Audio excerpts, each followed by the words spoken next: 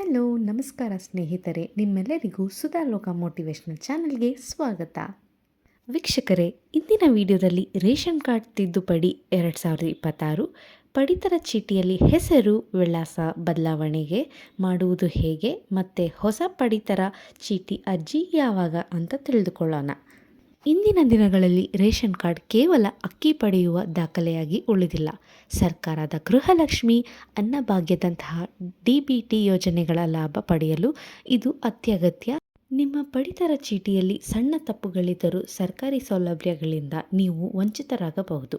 ಹಾಗಾದರೆ 2026ರಲ್ಲಿ ration card ತಿದ್ದುಪಡಿ ಮಾಡಿಸುವುದು ಹೇಗೆ, ಹೊಸ ಅರ್ಜಿಯಲ್ಲಿ ಆಗುವ ಲಾಭಗಳೇನು, ಈ ಎಲ್ಲ ವಿವರಗಳನ್ನು ಮಾಹಿತಿ ನಾನು ಇವತ್ತು ನೀಡಲಿದ್ದೇನೆ. ಸ್ನೇಹಿತರೆ, ಈ ವಿಡಿಯೋ ತುಂಬ ಇನ್ಫಾರ್ಮೇಟಿವ್ ಆಗಿದ್ದು ಈ ವಿಡಿಯೋನ ಪೂರ್ತಿಯಾಗಿ ನೋಡೋದನ್ನು ಮರಿಬೇಡಿ. ಪಡಿತರ ಚೀಟಿಯಲ್ಲಿ ಈ ಕೆಳಗಿನ ಪ್ರಮುಖ ಅಂಶಗಳು ತಿದ್ದುಪಡಿ ಮಾಡಲು ಸರ್ಕಾರ ಅವಕಾಶ ನೀಡಿದೆ. ಯಾವ ಅಂಶಗಳು ಅಂತ ಹೇಳೋದಾದರೆ, ಹೆಸರು ತಿದ್ದುಪಡಿ. ಆಧಾರ್ ಕಾರ್ಡಿನಲ್ಲಿ ಇರುವಂತೆಯೇ ಹೆಸರು, ಸ್ಪೆಲ್ಲಿಂಗ್ ಅಥವಾ ಪೂರ್ಣ ಹೆಸರನ್ನು ಸರಿಪಡಿಸಿಕೊಳ್ಳಬಹುದು. ಮತ್ತು ಹೊಸ ಸದಸ್ಯರ ಸೇರ್ಪಡೆ. ಕುಟುಂಬಕ್ಕೆ ಹೊಸದಾಗಿ ಸೇರುವ ಮಗು ಅಥವಾ ಮದುವೆಯಾಗಿ ಬಂದ ಸೊಸೆಯ ಹೆಸರನ್ನು ಸೇರಿಸಲು ಅವಕಾಶವಿದೆ. ಮತ್ತು ಸದಸ್ಯರ ಹೆಸರು ತೆಗೆದುಹಾಕುವುದು. ಕುಟುಂಬದ ಸದಸ್ಯರು ಮರಣ ಹೊಂದಿದ್ದರೆ ಅಥವಾ ಮದುವೆಯಾಗಿ ಬೇರೆ ಕಡೆ ಹೋದರೆ ಅವರ ಹೆಸರನ್ನು ಕೈಬಿಡಬಹುದು. ಮತ್ತು ವಿಳಾಸ ಬದಲಾವಣೆ. ಒಂದು ವೇಳೆ ನೀವು ವಾಸಿಸುವ ಮನೆ ಬದಲಾಯಿಸಿದರೆ ಹೊಸ ವಿಳಾಸವನ್ನು ಅಪ್ಡೇಟ್ ಮಾಡಿಕೊಳ್ಳಬಹುದು. ಮೊಬೈಲ್ ಸಂಖ್ಯೆ ಅಪ್ಡೇಟ್. ರೇಷನ್ ಕಾರ್ಡ್ನಲ್ಲಿ ಚಾಲ್ತಿಯಲ್ಲಿರುವ ಮೊಬೈಲ್ ಸಂಖ್ಯೆ ಲಿಂಕ್ ಮಾಡುವುದರಿಂದ OTP ಪಡೆಯಲು ಸುಲಭವಾಗುತ್ತದೆ. ಮತ್ತು ಕಾರ್ಡ್ ವರ್ಗ ಬದಲಾವಣೆ. ನಿಮ್ಮ ಆದಾಯದ ಆಧಾರದ ಮೇಲೆ APLನಿಂದ BPL ಅಥವಾ ಅಂತ್ಯೋದಯ ಕಾರ್ಡ್ಗೆ ಬದಲಾಯಿಸಲು ಮನವಿ ಸಲ್ಲಿಸಬಹುದು. ಈಗ ತುಂಬ ಜನ ಕೇಳೋ ಪ್ರಶ್ನೆ ಏನಂದರೆ, ತಿದ್ದುಪಡಿ ಮಾಡಿಸುವುದು ಮುಖ್ಯನಾ ಅಂತ. ಹೌದು, ರೇಷನ್ ಕಾರ್ಡ್ ಮತ್ತು ಆಧಾರ್ ಕಾರ್ಡಿನಲ್ಲಿರುವ ವಿವರಗಳು ಒಂದಕ್ಕೊಂದು ತಾಳೆಯಾಗದಿದ್ದರೆ ಬ್ಯಾಂಕ್ ಖಾತೆಗೆ ಬರಬೇಕಾದ ಹಣ ಸ್ಥಗಿತಗೊಳ್ಳಬಹುದು. ಮುಖ್ಯವಾಗಿ DBT ಡೈರೆಕ್ಟ್ ಬೆನಿಫಿಟ್ ಟ್ರಾನ್ಸ್ಫರ್ ಮೂಲಕ ಬರುವ ಹಣಕ್ಕೆ ಈ ದಾಖಲೆಗಳು ಬಹಳ ಮುಖ್ಯ.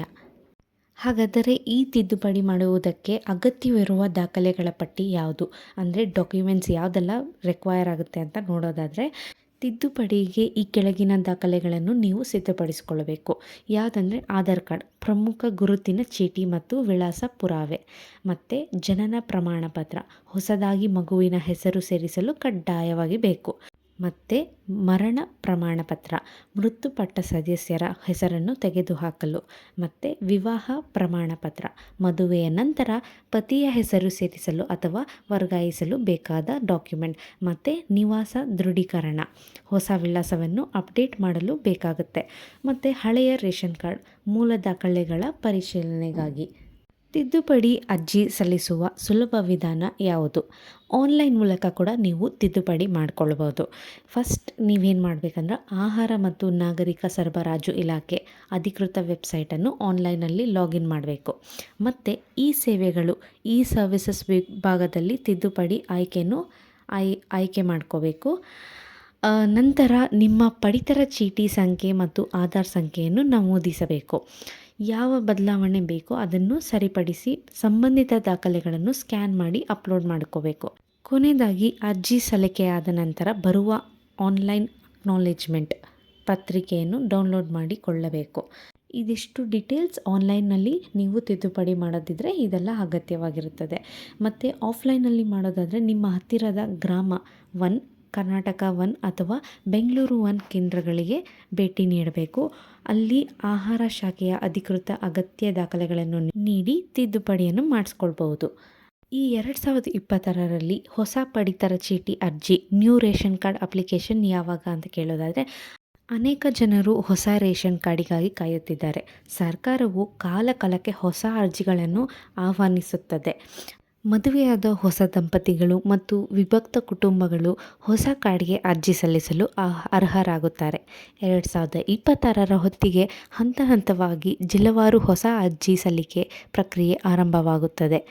ಅಧಿಕೃತ ಘೋಷಣೆ ಬಂದ ತಕ್ಷಣ ಆಹಾರ ಇಲಾಖೆಯವರು ಪೋರ್ಟಲ್ನಲ್ಲಿ ಲಿಂಕನ್ನು ಸಕ್ರಿಯಗೊಳಿಸುತ್ತಾರೆ. ಇನ್ನು ಕೆಲವರಿಗೆ ಅರ್ಜಿಯ ಸ್ಟೇಟಸ್ ಮತ್ತು ಅರ್ಜಿಯ ಸ್ಥಿತಿ ಪರಿಶೀಲಿಸುವುದು ಹೇಗೆ ಅಂತ ತುಂಬ ಡೌಟ್ಸ್ ಇರುತ್ತೆ. ನೀವು ಸಲ್ಲಿಸಿದ ತಿದ್ದುಪಡಿ ಅರ್ಜಿ ಎಲ್ಲಿಯವರೆಗೆ ಬಂದಿದೆ ಎಂದು ತಿಳಿಯಲು ಅಧಿಕೃತ ವೆಬ್ಸೈಟ್ನಲ್ಲಿ ನೀವು ನಿಮ್ಮ ಅಪ್ಲಿಕೇಶನ್ ನಂಬರ್ ಬಳಸಿ ಚೆಕ್ ಮಾಡಬಹುದು ಅಥವಾ ಸೇವಾ ಕೇಂದ್ರಗಳಲ್ಲಿ ರಸೀದಿ ತೋರಿಸಿ ಮಾಹಿತಿಯನ್ನು ಪಡೆದುಕೊಳ್ಳಬಹುದು. ನಿಮ್ಮ ಮೊಬೈಲ್ ಸಂಖ್ಯೆಗೆ ಬರುವ SMS ಮೂಲಕವೂ ನೀವು ತಿಳಿದುಕೊಳ್ಳಬಹುದು. ಮತ್ತು ನೀವು ಗಮನಿಸಬೇಕಾದ ಒಂದು ವಿಷಯ ಏನಂದರೆ, ತಿದ್ದುಪಡಿ ಮಾಡುವಾಗ ಯಾವುದೇ ಕಾರಣಕ್ಕೂ ತಪ್ಪು ಮಾಹಿತಿ ನೀಡಬೇಡಿ. ನಿಮ್ಮ OTP ಸಂಖ್ಯೆಯನ್ನು ಯಾರಿಗೂ ಹಂಚಿಕೊಳ್ಳಬೇಡಿ. ಕೇವಲ ಅಧಿಕೃತ ಸರ್ಕಾರಿ ವೆಬ್ಸೈಟ್ ಅಥವಾ ಮಾನ್ಯತೆ ಪಡೆದ ಸೇವಾ ಕೇಂದ್ರಗಳಲ್ಲಿ ಮಾತ್ರ ಬಳಸಿ. ಕೆಲವರು ರೇಷನ್ ಕಾರ್ಡ್ಗೆ ಫೋನ್ ನಂಬರ್ ಲಿಂಕ್ ಮಾಡದಿದ್ದರೆ ಏನಾಗುತ್ತೆ ಅಂತ ಕೇಳ್ತಾರೆ. ಫೋನ್ ನಂಬರ್ ಲಿಂಕ್ ಇಲ್ಲದಿದ್ದರೆ ನಿಮ್ಮ ಸರ್ಕಾರದ ಹಣ ಜಮೆಯಾದ ಬಗ್ಗೆ ಅಥವಾ ಪಡಿತರ ಹಂಚಿಕೆಯ ಬಗ್ಗೆ ಯಾವುದೇ OTP ಅಥವಾ SMS ಬರುವುದಿಲ್ಲ. ಆದ್ದರಿಂದ ಮೊಬೈಲ್ ಸಂಖ್ಯೆ ಅಪ್ಡೇಟ್ ಮಾಡುವುದು ಕಡ್ಡಾಯ. ಸ್ನೇಹಿತರೆ, ಕೇಳಿದ್ರಲ್ಲ, ಇವಿಷ್ಟು ಮಾಹಿತಿ ನಿಮಗೆ ವೆರಿ ಇನ್ಫಾರ್ಮೇಟಿವ್ ಆಗಿತ್ತು ಅಂತ ಅಂದ್ಕೊಳ್ತೀನಿ. ಇನ್ನಷ್ಟು ವೀಡಿಯೋಸ್ಗಾಗಿ ನನ್ನ ಚಾನಲ್ನ ಸಬ್ಸ್ಕ್ರೈಬ್ ಮಾಡೋದನ್ನು ಮರಿಬೇಡಿ. Thank you for watching. ನಮಸ್ತೆ.